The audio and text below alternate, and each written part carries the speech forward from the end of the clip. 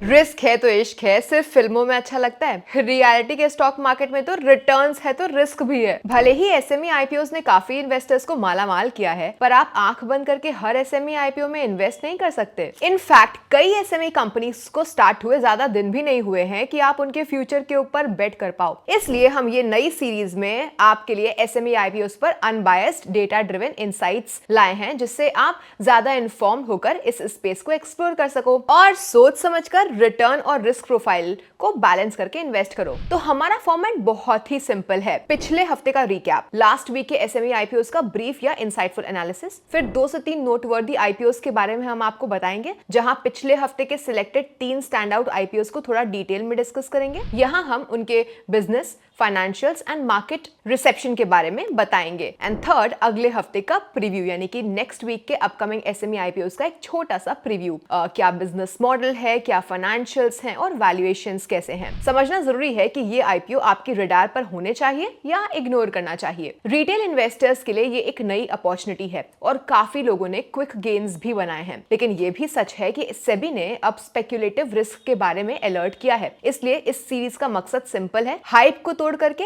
Unbiased data driven insight आप तक लेकर के आना, जो आपको ये एसएमई सेगमेंट समझने में हेल्प करेगा। इसके साथ ही आज मैं आपको एक सीक्रेट भी बताऊंगी, तो इस वीडियो को एंड तक जरूर देखिएगा। चलिए शुरू करते हैं।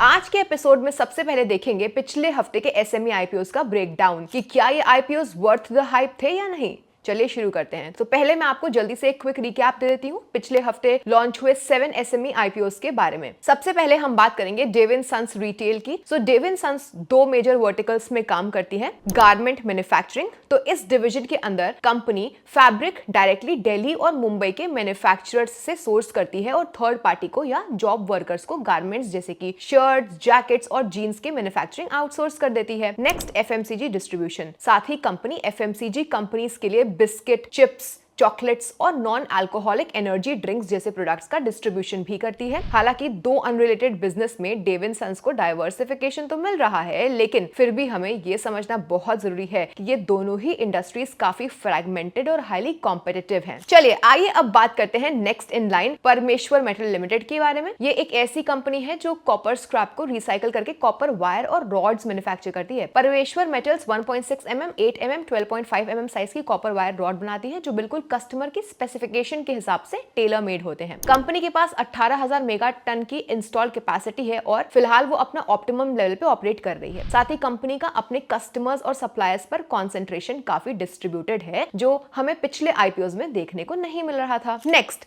अगली कंपनी जिसकी हम बात कर रहे हैं वो है फैप्टेक टेक्नोलॉजीज, जो कि फैप्टेक ग्रुप को बिलोंग करती है। So Fabtech technologies clean rooms limited या शॉर्ट में एफटीसीएल फार्मास्यूटिकल्स, हेल्थ केयर और बायोटेक सेक्टर्स में ऑपरेट करने वाली कंपनीज जैसे Unichem laboratories, Disano pharmaceuticals, Epitoria pharma that is Aurobindo pharma का सब्सिडरी, हमदर्द लैबोरेटरीज के लिए प्री इंजीनियर्ड और प्री फैब्रिकेटेड मॉड्यूलर पैनल्स और डोर्स मैन्युफैक्चर करती है, जिससे क्लीन रूम्स बनाए जाते हैं। अब क्लीन रूम्स ऐसे स्पेशली डिजाइंड एनवायरनमेंट होते हैं जहां पॉल्यूटेंट्स, डस्ट, एयरबॉर्न माइक्रोब्स और केमिकल वेपर्स का लेवल लो रखा जाता है, और ये इन सेक्टर्स के लिए बहुत ही क्रिटिकल रोल प्ले करती है। नेक्स्ट कंपनी जिसकी हम बात करेंगे वो है Indobell Insulation Limited. So Indobell Insulation 12 मई 1972 को इंडोबेल इंसुलेशंस प्राइवेट लिमिटेड के नेम से इनकॉर्पोरेट हुई थी। ये कंपनी इंसुलेशन प्रोडक्ट्स की मैन्युफैक्चरिंग करती है और कॉन्ट्रैक्टिंग में एक्सपर्ट है। Indobell insulation nodulated granulated wool यानी कि मिनरल और सिरेमिक फाइबर नॉड्यूल्स और pre fabricated thermal insulation jackets बनाने में एक्सपर्ट है। ये बेसिकली रेसिडेंशियल, कमर्शियल और इंडस्ट्रियल एप्लीकेशंस में यूज होती हैं। कंपनी मेनली पावर इंडस्ट्री को केटर करती है, जिसमें insulation, refractory, passive fire protection, borosilicate lining और सरफेस प्रोटेक्शन जैसे एप्लीकेशन में काम आती है। अगली कंपनी जिसकी हम बात करने वाले हैं वो है Avax apparels and ornaments limited. So Avax apparels and ornaments limited के 2 कोर बिजनेस सेगमेंट्स हैं, wholesale trading of knitted cloth और online retail of silver ornaments. Company directly knitted cloth manufacturer से परचेज करती है और पंजाब के रेडीमेड गारमेंट मैन्युफैक्चरर्स और businesses को होलसेल सप्लाई करती है। ये क्लॉथ मेजरली लेडीज और जेंट्स जूट्स जैकेट्स बनाने के लिए यूज होता है। अब कंपनी अपने ऑपरेशंस को एक्सपैंड करते हुए निटेड क्लोथ का मैन्युफैक्चरिंग स्टार्ट करने वाली है, जो बैकवर्ड इंटीग्रेशन की तरफ बढ़ता हुआ एक कदम है। ये स्टेप उनके प्रॉफिट मार्जिन्स बढ़ाने में काफी हेल्प करेगा। एवेक्स एपरल्स का दूसरा मेजर सेगमेंट सिल्वर ऑर्नामेंट्स का ऑनलाइन रिटेल है। ये company wide range of silver jewellery और आर्टिकल्स ऑफर करती है, जैसे कि रिंग्स, बैंगल्स, पाजेब, जेंट्स कड़ा, प्लेट सेट्स, ग्लास और चेन्स। ये business affordable silver ornament segment को टारगेट करता है और गोल्ड ज्वेलरी डिजाइन्स को सिल्वर में रेप्लिकेट करने और पंजाबी एथनिक डिजाइन्स के एक्सेस के लिए जाना जाता है। नेक्स्ट कंपनी जिसकी हम बात करेंगे वो है Delta Autocorp limited. So Delta Autocorp limited एक इलेक्ट्रिक व्हीकल यानी कि ईवी मैन्युफैक्चरिंग कंपनी है, जो अपने ब्रांड डेल्टिक के नेम से ऑपरेट करती है। सो ये कंपनी इलेक्ट्रिक 2 व्हीलर्स और 3 व्हीलर्स मैन्युफैक्चर और सेल करती है और अपने प्रोडक्ट्स के लिए कटिंग एज कंपोनेंट्स यूज करती है, जो रेप्यूटेड ओरिजिनल इक्विपमेंट मैन्युफैक्चरर्स से प्रोक्योर होते हैं। डेल्टा ऑटोकॉप ने दिसंबर 2024 में 31 करोड़ रुपीस का लेटर ऑफ इंटेंट सिक्योर किया है 2000 इलेक्ट्रिक कार्स डेल्ट्रिक कार्बो के सप्लाई के लिए, जो वेस्ट कलेक्शन के काम में यूज होंगे। ये ऑर्डर कंपनी के ग्रोइंग ऑर्डर बुक का एक सिग्निफिकेंट माइलस्टोन है। आखिरी 7th कंपनी जिसकी हम बात करेंगे वो है BR Goyal infrastructure limited. BR Goyal infrastructure limited एक मध्य प्रदेश बेस्ड कंपनी है, जो 1986 में शुरू हुई थी और इंफ्रास्ट्रक्चर प्रोजेक्ट्स जैसे रोड्स, हाईवेज, ब्रिजेस और बिल्डिंग्स के कंस्ट्रक्शन में एक्सपर्ट है। ये company EPC engineering, procurement, construction services, ready mix concrete manufacturing, wind power generation, toll collection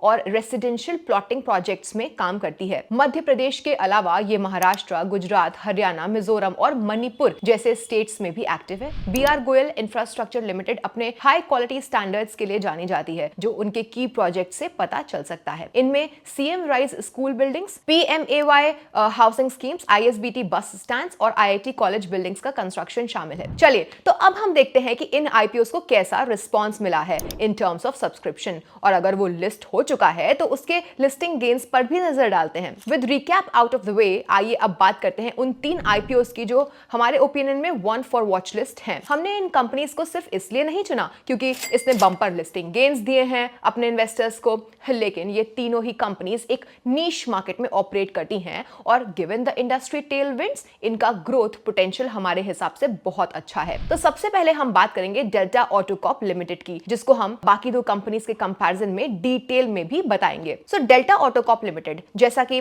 हमने आपको पहले बताया, डेल्टा ऑटोकॉप अपने ब्रांड नेम डेल्टिक से इलेक्ट्रिक 2 व्हीलर और 3 व्हीलर व्हीकल्स बनाकर बेचती है। कंपनी का सफर डेल्टा ऑटोकॉप के प्रमोटर मिस्टर अंकित अग्रवाल साल 2017 में पहली ई-रिक्शा लॉन्च करके शुरू किया था, और वो ई-रिक्शा जो 150 किलोमीटर से ज्यादा माइलेज देती। R&D टीम ने कॉन्टिन्यूअसली ई-रिक्शास के परफॉर्मेंस और ड्यूरेबिलिटी को इंप्रूव किया, जिसमें टॉर्क बढ़ाया गया, मेटलर्जी को मजबूत किया गया और हिली टेरेन्स पर अच्छी परफॉर्मेंस के लिए ग्रेडेबिलिटी को 7 से 10 डिग्रीज तक इंप्रूव किया गया। मार्केट के ट्रेंड्स को समझकर डेल्टा ने अपनी प्रोडक्ट रेंज 2019 में इलेक्ट्रिक 2 व्हीलर के साथ एक्सपैंड की। ये 2 व्हीलर्स अफोर्डेबल और स्टर्डी स्कूटर्स थे, जिसमें हाई ग्राउंड क्लियरेंस, स्पेशियस फुटबोर्ड्स और ड्यूरेबल डिजाइन्स अवेलेबल थी। मतलब ऐसा बोल सकते हैं कि ये इंडियन रोड्स के लिए परफेक्ट थी। आज के दिन कंपनी सेफ्टी, लॉन्जेविटी और कॉस्ट एफिशिएंसी के लिए लिथियम फेरोफॉस्फेट बैटरीज की तरफ ट्रांजिशन कर रही है। आज के टाइम में Delta electric scooters, rickshaws, loaders, garbage carts और spare parts like motors, converters, speedometers भी ऑफर करती है। डेल्टा अपने 300 प्लस डीलर्स के नेटवर्क के साथ 25 स्टेट्स और यूनियन टेरिटरीज में काम कर रही है और अब B2B ट्रांजैक्शंस पर फोकस किया जा रहा है। तो जैसे कि हमने पहले देखा, डेल्टा ने रिसेंटली 31 करोड़ रुपीस का ऑर्डर सिक्योर किया है, जिसमें 2000 electric cars Deltric Garbo waste collection के लिए सप्लाई करनी है, जो कंपनी के लिए एक सिग्निफिकेंट माइलस्टोन है।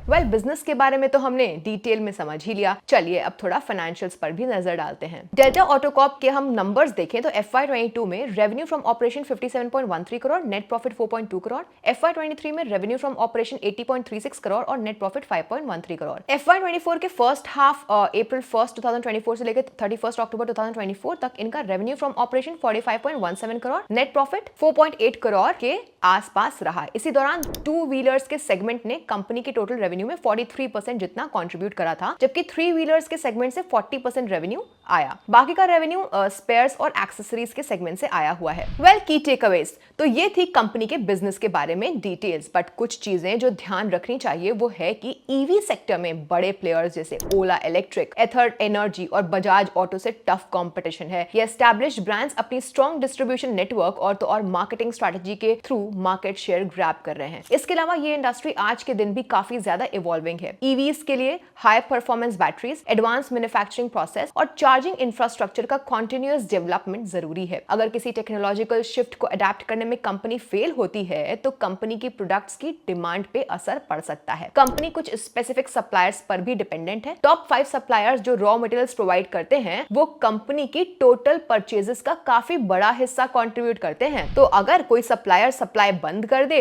तो रॉ मटेरियल्स की अवेलेबिलिटी पे इफेक्ट पड़ सकता है, जो बिजनेस और ऑपरेशंस को नेगेटिवली इंपैक्ट करेगा। एक अच्छी बात यह है कि समय के साथ इनकी चाइना पर रॉ मटेरियल की डिपेंडेंसी काफी कम हो चुकी है। अब एक बोनस बात, तो कंपनी के एंकर लिस्ट को जरा ध्यान से देख के कमेंट जरूर करें कि कौन से फेमस इन्वेस्टर्स का फंड नजर आ रहा है। वेल, वैल्यूएशन अगर FY25 के एनुअलाइज्ड सुपर अर्निंग्स का post IPO fully dilated equity पर एट्रीब्यूट करें तो आस्किंग प्राइस का पीई रेशियो 33.33 होता है। हालांकि पोस्ट लिस्टिंग यश हाई वोल्टेज अभी लगभग 72x अर्निंग्स के आसपास ट्रेड कर रही है। डेल्टा ऑटोकॉप लिमिटेड के अलावा हमें दूसरे 2 एसएमई आईपीओस जो काफी इंटरेस्टिंग लगे वो है फैबटेक टेक्नोलॉजीज क्लीन रूम्स लिमिटेड और इंडोबेल इंसुलेशन लिमिटेड। अब ये चर्चा है उन आईपीओस की जिन्होंने ऑलरेडी अपना डेब्यू कर लिया है या फिर इस वीक करेंगे। लेकिन हमारे इस सीरीज का पर्पस तो है कि हम आने वाले एसएमई आईपीओस को कैसे परखें और फिर सोच समझकर कैसे इन्वेस्ट करें, है ना। आइए तो आगे बढ़ते हैं और हमारे अगले सेक्शन की तरफ चलते हैं। We'll talk about upcoming SME IPOs of the week। यहाँ हम कंपनीज के बिजनेस मॉडल, फाइनेंशियल्स, स्ट्रेंथ और कुछ रेड फ्लैग्स पर नजर डालेंगे ताकि आप अपना डिसीजन और भी इन्फॉर्म्ड वे में ले सको। चलिए शुरू करते हैं। अगले हफ्ते 2 IPOs आ रहे हैं उससे। सबसे पहले बात करेंगे बाफ्लेक्स पॉलीफिल्म्स लिमिटेड के बारे में। तो कंपनी के बारे में जानने से पहले चलिए कुछ इंपॉर्टेंट डेट्स पर नजर डाल दिया जाए। तो दोस्तों, पहला इंपॉर्टेंट डेट जो याद रखने वाला है वो है 10th of January 2025। इस दिन बाफ्लेक्स पॉलीफिल्म्स लिमिटेड का आईपीओ ओपन होगा और 15th January 2024 को ये आईपीओ क्लोज हो जाएगा। कंपनी ने आईपीओ का प्राइस बैंड 57 से 60 रुपीस के बीच में रखा है। रिटेल इन्वेस्टर्स के लिए कोटा है 35%, क्यूआईबीज के लिए 50%, हाई नेटवर्थ इंडिविजुअल्स के लिए 15%। जो लोग अलॉटमेंट के इंतजार में रहेंगे उनके लिए 16th January 2025 का दिन इंपॉर्टेंट है। अलॉटमेंट फाइनलाइज होगा उस दिन। और फाइनली ये आईपीओ 20th January 2025 को एनएससी पर लिस्ट होने वाला है। कंपनी 39.42 करोड़ रुपीस का इशू लेकर आ रही है, जिसमें से 27.1 करोड़ का ओएफएस यानी कि ऑफर फॉर सेल है। 12.32 करोड़ रुपीस का फ्रेश इशू है जो कि कंपनी अपने एडिशनल प्लांट एंड मशीनरी को बाय करने और दूसरे जनरल कॉर्पोरेट पर्पसेस के लिए इस्तेमाल करेगी। Well, Baflex polyfilms limited 24th January 2005 को एक प्राइवेट लिमिटेड कंपनी के रूप में इनकॉर्पोरेट हुई थी। कंपनी का primary business flexible packaging material का मैन्युफैक्चरिंग करना है। आज कंपनी के पास 3 मैन्युफैक्चरिंग यूनिट्स हैं।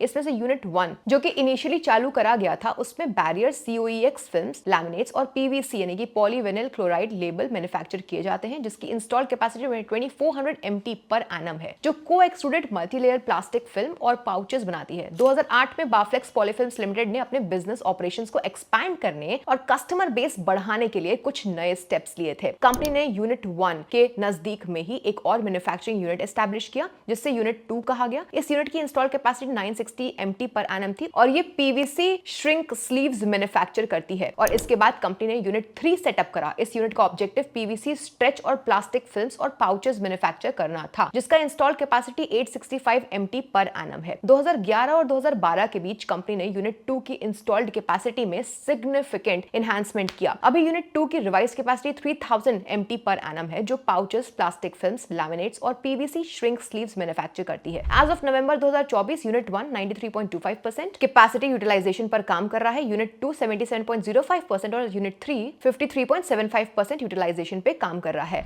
आज के दिन बाफ्लेक्स polyfilms limited COEX films, laminates और लेबल्स का मैन्युफैक्चरिंग करती है। ये flexible packaging material FMCG industry, processed foods, adhesives, engineering, pharmaceutical, cosmetics, construction industry और दूसरे सेक्टर्स में भी इस्तेमाल होता है। कंपनी के करंट प्रोडक्ट ऑफरिंग्स में mainly 3 layer polyfilms, 5 layer polyfilms, laminates, vacuum pouches, 5 layer bulk liners, PVC shrink labels included है। कंपनी अब 7 लेयर फिल्म्स मैन्युफैक्चर करने की प्लानिंग कर रही है। इससे बाफ्लेक्स पॉलीफिल्म्स लिमिटेड अपने कस्टमर्स के लिए एक प्रेफर्ड वेंडर बनने की और पैकेजिंग मटेरियल इंडस्ट्री में अपनी पोजीशन को स्ट्रॉन्ग करने की कोशिश कर रही है। अब ये तो सारी हुई कंपनी के बिजनेस बिजनेस से रिलेटेड बात, बट कुछ बातें कंपनी से जुड़ी ऐसी भी हैं जो आपको ध्यान में रखनी चाहिए। 2011 में ना कंपनी ने मल्टीपल मैन्युफैक्चरिंग लोकेशंस पर कैपेसिटी एक्सपेंशन के लिए क्रेडिट फैसिलिटीज ली थी। ये mainly state bank of India से 41.5 करोड़ रुपीस का लोन अवेल किया गया था, जिसमें से 40.19 करोड़ रुपीस आउटस्टैंडिंग था मई 18, 2016। अब लॉसेस के कारण कंपनी अपने डेट्स रीपे करने में फेल हुई थी और सितंबर 28, 2014 से अकाउंट को NPA non performing asset declare किया गया था। एसबीआई ने नोएडा यूनिट को ऑक्शन करके कुछ रिकवरी की और 11.52 करोड़ रुपीस का वन टाइम सेटलमेंट सेटल किया, जो सितंबर 2017 में पूरा हुआ। सिमिलर वे में अगर फ्यूचर में कंपनी अपने लेंडर्स को टाइमली रीपेमेंट करने में असमर्थ होती है तो इसका कंपनी के बिजनेस, ऑपरेशंस और फाइनेंशियल कंडीशन पर नेगेटिव इंपैक्ट हो सकता है। इसके अलावा पास्ट में कंपनी के प्रमोटर्स मिस्टर जयवंत बेरी और मिसेस नोमिता बेरी हितकारी चाइना लिमिटेड के शेयर होल्डर्स रहे हैं 1987 से 2005 तक। दरअसल बीएसई ने अगस्त 21 साल 2017 में डिसेमिनेशन बोर्ड नोटिस देकर अराउंड 110 कंपनीज को कंपल्सरी डीलिस्ट करवाया था, जिसमें एक कंपनी थी हितकारी चाइना लिमिटेड। अब कुछ रीजंस की वजह से मिस्टर जयवंत बेरी और मिसेस नोमिता बेरी का नाम इस कंपनी के प्रमोटर्स की तरह दिखाया गया था। हालांकि कंपनी के प्रमोटर्स ने उसी दौरान बीएसई में रिटन रिप्रेजेंटेशन दिया था कि वो सिर्फ ये कंपनी में शेयर होल्डर्स थे और ना कि प्रमोटर्स। और आगे जाते हुए ये दोनों ही प्रमोटर्स के नाम इस केस से क्लियर भी हो चुके थे। इसके अलावा कोविड-19 इंपैक्टेड पीरियड के दौरान कंपनी ने स्टॉक मार्केट और म्यूचुअल फंड्स में अपने सरप्लस फंड्स इन्वेस्ट किए थे। 2021-22 से नवंबर 30, 2024 तक इस इन्वेस्टमेंट से जो इनकम जनरेट हुई वो टोटल इनकम का एक सिग्निफिकेंट परसेंटेज है, लेकिन ये एक एक्सेप्शनल इनकम है जो सस्टेनेबल नहीं है और कंपनी के फ्यूचर फाइनेंशियल रिजल्ट्स पर इसका असर हो सकता है। इन सब के अलावा एक और चीज जो आपको ध्यान रखनी चाहिए वो है कि प्रमोटर ग्रुप एंटिटी पैकेट एक सिमिलर बिजनेस लाइन में एंगेज्ड है जो multi layered plastic packaging films, laminated films और रिलेटेड प्रोडक्ट्स ट्रेड करती है। कंपनी और पैकेट के बीच कोई नॉन कॉम्पीट एग्रीमेंट नहीं है जिससे कॉन्फ्लिक्ट ऑफ इंटरेस्ट होने का रिस्क है। प्रमोटर्स पैकेट के इंटरेस्ट को कंपनी के ऊपर प्रायोरिटाइज कर सकते हैं जो कंपनी के बिजनेस ऑपरेशंस और प्रॉफिटेबिलिटी को एडवर्सली इफेक्ट कर सकती है। ये कंपनी एक ऐसे इंडस्ट्री में काम करती है जो बहुत ही कॉम्पिटिटिव है, जहां पे मार्जिन्स लो होते हैं और एंट्री बैरियर्स भी ज्यादा नहीं है। इसका मतलब है कि ये एक हाई वॉल्यूम लो मार्जिन वाला खेल है। अब अगर कंपनी के फाइनेंशियल्स पर नजर डालें तो FY24 में कंपनी के रेवेन्यूज 110.2 करोड़ थे, जो FY23 में रेवेन्यू 109.17 करोड़ रुपीस और FY22 में 93.49 करोड़ थे। इसी दौरान FY24 में कंपनी ने 16 करोड़ रुपीस का नेट प्रॉफिट करा था, जो FY23 में 10.13 करोड़ था और FY22 में 7.94 करोड़ था। अब इस प्रॉफिट के सडन इंक्रीज का एक रीजन हमने आगे देखा कि कंपनी की अदर इनकम में एक सडन इंक्रीज हुआ है। ये इंक्रीज एक तरह से उनके प्रॉफिट्स थे फ्रॉम सेल ऑफ इन्वेस्टमेंट्स जो अचानक से आ गए थे। आइए हम आगे बढ़ते हैं हमारे दूसरे और आने वाले वीक में आ रहे आखिरी एसएमई आईपीओ के बारे में। Next, Satkartar shopping limited. Ayurveda health care के फील्ड में काम करने वाली कंपनी सतकरतार शॉपिंग लिमिटेड अपना ₹33.8 करोड़ रुपीस का आईपीओ लेके आ रही है, जो 10 जनवरी 2025 को पब्लिक सब्सक्रिप्शन के लिए खुलने जा रहा है। आईपीओ पूरा फ्रेश इशू है, इसमें प्रमोटर्स का कुछ भी ऑफर फॉर सेल नहीं है। जैसे कि हमने आपको स्टार्टिंग में भी बताया, आईपीओ खुलने की डेट है 10 जनवरी 2025 और ये बंद होगा 14 जन 2025। प्राइस बैंड 77 से 81 रुपीस पर शेयर है। रिटेल इन्वेस्टर्स के लिए 35% कोटा है, क्यूआईबी 50%, एचएनआई 15% रिजर्व्ड है। आईपीओ का अलॉटमेंट जनवरी 15, 2025 को फाइनलाइज होगा और फाइनली शेयर्स लिस्ट होने जा रहे हैं 17 जन 2025 को। अब अगर कंपनी के बारे में बात करें तो सतकरतार शॉपिंग लिमिटेड एक आयुर्वेदा हेल्थ केयर कंपनी है जो नेचुरल वेलनेस सॉल्यूशंस और होलिस्टिक लाइफस्टाइल प्रोडक्ट्स प्रोवाइड करती है। पहले कंपनी आयुर्वेदा और स्पिरिचुअल प्रोडक्ट लाइंस दोनों ऑफर करती थी, लेकिन अब अपना फोकस आयुर्वेदा प्रोडक्ट्स पर एक्सक्लूसिव बनाया गया है, जहां क्वालिटी और इफेक्टिवनेस पर एम्फेसिस दिया जाता है।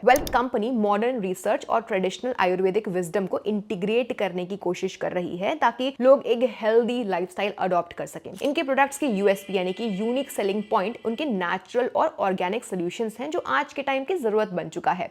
ये कंपनी अपने कस्टमर्स तक direct to customer D2C channels के थ्रू रीच करती है, अपनी खुद की website, third party e-commerce platforms, TV marketing और गूगल और मेटा प्लेटफॉर्म के डिजिटल कैंपेन्स के जरिए। ये अप्रोच कस्टमर्स के साथ डायरेक्ट कनेक्शन एस्टैब्लिश करता है और टाइमली फीडबैक के जरिए एक्सपीरियंस इंप्रूव करने का मौका देता है। सतकरतार शॉपिंग लिमिटेड एक strategic contract manufacturing model follow करती है, जिसमें ट्रस्टेड थर्ड पार्टी मैन्युफैक्चरर्स के साथ पार्टनरशिप होती है। इस मॉडल के जरिए कंपनी अपना फोकस अपनी कोर स्ट्रेंथ जैसे प्रोडक्ट इनोवेशन, ब्रांडिंग और डिस्ट्रीब्यूशन पर रखती है। हालांकि कॉन्ट्रैक्ट मैन्युफैक्चरिंग के साथ एक दिक्कत ये भी है कि क्वालिटी को इंश्योर और मेंटेन करना डिफिकल्ट हो जाता है, स्पेशली जब हम ऐसी छोटी कंपनीज की बात करते हैं। प्रोडक्ट्स का डेवलपमेंट, मार्केट डिमांड, आयुर्वेदा के प्रिंसिपल्स और मॉडर्न वेलनेस ट्रेंड्स के ऊपर बेस्ड होता है। वेल कस्टमर्स के इवॉल्विंग नीड्स को एड्रेस करते हुए कंपनी का दावा है कि वो high quality natural products deliver करती है। और तो और कंपनी चरक संहिता जैसे प्राचीन आयुर्वेदिक टेक्स्ट से इंस्पायर्ड है। गवर्नमेंट के इनिशिएटिव जैसे कि नेशनल आयुष मिशन और राष्ट्रीय आयुर्वेद विद्यापीठ के साथ अलाइन होकर के ये कंपनी क्लेम करती है कि वो ट्रेडिशनल आयुर्वेदा को मॉडर्न इंडिया और ग्लोबली प्रमोट करने के लिए कमिटेड है। अब अगर कंपनी के डिस्ट्रीब्यूशन चैनल्स की बात की जाए तो ऑफिशियल वेबसाइट्स जैसे कि ये और इस पे प्रोडक्ट्स की डिटेल्स, बेनिफिट्स और यूसेज इंस्ट्रक्शंस प्रोवाइड की गई हैं। ये प्लेटफॉर्म यूजर फ्रेंडली हैं जो कस्टमर्स को कैटेगरीज और स्पेसिफिक कंसर्न्स के हिसाब से शॉपिंग करने की फ्लेक्सिबिलिटी देता है। Products third party e commerce platforms पर भी अवेलेबल हैं। रीजनल टीवी चैनल्स और डीटीएच प्लेटफॉर्म्स के थ्रू एडवर्टीजमेंट्स चलाकर प्रोडक्ट्स को प्रमोट किया जाता है। मल्टी लैंग्वेज एड्स के जरिए डाइवर्स ऑडियंसेस को टारगेट किया जाता है। कुछ नोटेबल चैनल्स हैं के TV, Raj digital plus, papers TV, ABP Majha, Zee Tamil, Google और YouTube advertising, Google search ads और डिस्प्ले एड्स के जरिए प्रोडक्ट्स का प्रमोशन भी किया जाता है। यूट्यूब पर स्किपेबल और इन फीड वीडियो एड्स के माध्यम से कैंपेन्स चलाए जाते हैं। कंपनी के 10+ यूट्यूब चैनल्स हैं जिनमें से 3 के 1.3 मिलियन से ज्यादा सब्सक्राइबर्स हैं। मेटा एप्लीकेशंस जैसे प्लेटफॉर्म्स का यूज करते हुए कंपनी अपनी टारगेट ऑडियंस के साथ एंगेज करती है। इसके साथ ही साथ कंपनी हेल्थ कंसर्न्स के बारे में अवेयरनेस भी क्रिएट करती है और आयुर्वेदा बेस्ड सॉल्यूशंस प्रमोट करती है। अगर इन डिस्ट्रीब्यूशन चैनल्स का रेवेन्यू में कंट्रीब्यूशन देखें तो एज ऑफ दिसंबर 15, 2024 इनके सबसे ज्यादा रेवेन्यू गूगल और टेलीविजन मार्केटिंग से आ रहे हैं। लेकिन जैसे कि आप सब जानते ही होंगे कि इस तरह के B2C बिजनेस में डिस्ट्रीब्यूशन चैनल्स को स्ट्रॉन्ग रखना जितना जरूरी हो जाता है उतना ही इन चैनल्स पर खर्चा भी होता है।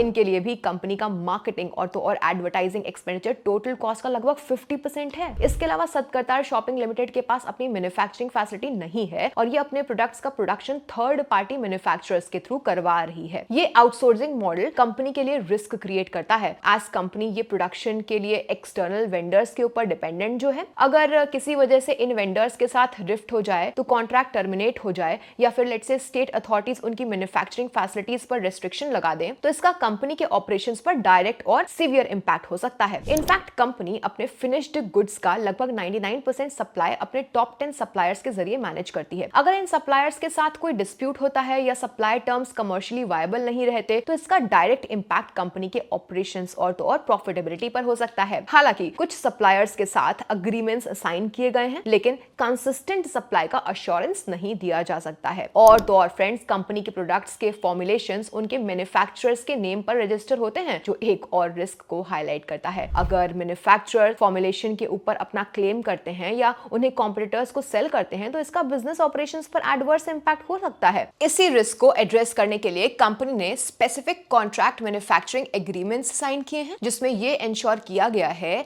कि फॉर्मुलेशंस और आयुष मिनिस्ट्री के सर्टिफिकेट्स का ओनरशिप कंपनी के पास ही रहे। फिर भी अगर किसी डिस्प्यूट की सिचुएशन अराइज होती है ना तो इसका फाइनेंशियल और ऑपरेशनल इंपैक्ट हो सकता है। और फाइनली कंपनी की corporate promoter entity Ajuni wellness private limited similar business करती है जो कॉन्फ्लिक्ट ऑफ इंटरेस्ट का रिस्क क्रिएट करता है। अगर बिजनेस अपॉर्चुनिटीज एलोकेट करते वक्त प्रमोटर्स अपने दूसरे ग्रुप एंटिटीज को फेवर करती हैं तो इसका कंपनी के रेपुटेशन और तो और ऑपरेशंस पर नेगेटिव असर पड़ सकता है। अप्रैल 2, 2024 को एक नॉन कॉम्पीट एग्रीमेंट साइन करने के बावजूद ऐसे कॉन्फ्लिक्ट्स को कंप्लीटली एलिमिनेट कर पाना मुश्किल हो सकता है। अब अगर कंपनी के फाइनेंशियल्स की बात करें तो FY24 में कंपनी के रेवेन्यू 127.9 करोड़ थे जो FY23 में 82.9 करोड़ रुपीस थे और FY22 में 51.9 crore. And at the same time अगर कंपनी का प्रॉफिट आफ्टर टैक्स देखें तो FY24 में 6.3 करोड़ था, FY23 में 2.5 करोड़, FY22 में 1.3 करोड़ रुपीस था। अब हमने आपको लास्ट वीक और आने वाले वीक में आने वाले IPOs के बारे में तो बता दिया है। तो कैसा लगा आपको इस SME सीरीज का ये वीडियो? दोस्तों अब हम कंक्लूजन पे आ चुके हैं। हर एपिसोड में आपको मिलेगा एक्शनेबल इंफॉर्मेशन जो आपके इन्वेस्टिंग डिसीजंस को स्मार्टर और बेटर बनाएगा। अगर आपको SME IPOs का गेम समझना है और आगे रहना है तो ये सीरीज आपके लिए परफेक्ट है। चैनल को सब्सक्राइब करना मत भूलिएगा, नोटिफिकेशन बेल को दबा दीजिए और हाँ, हर हफ्ते हमारे साथ जुड़िए। मिलते हैं नेक्स्ट वीडियो में, तब तक के लिए बाय बाय।